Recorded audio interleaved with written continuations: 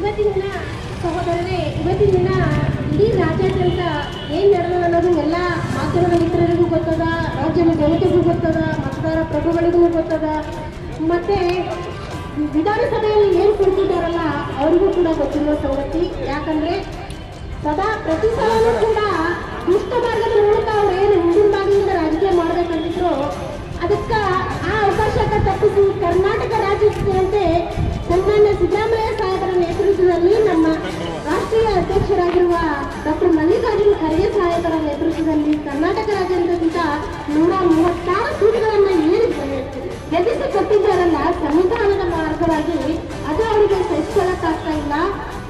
ಏನಾದರೂ ಮಾಡಿ ಈ ಸರ್ಕಾರದ ಉಳಿಸಬೇಕು. ಹಿಂದೆ ಅಸ್ಸಾಂನಲ್ಲಿ, ಜಾರ್ಖಂಡ್ನಲ್ಲಿ, ದೆಹಲಿಯಲ್ಲಿ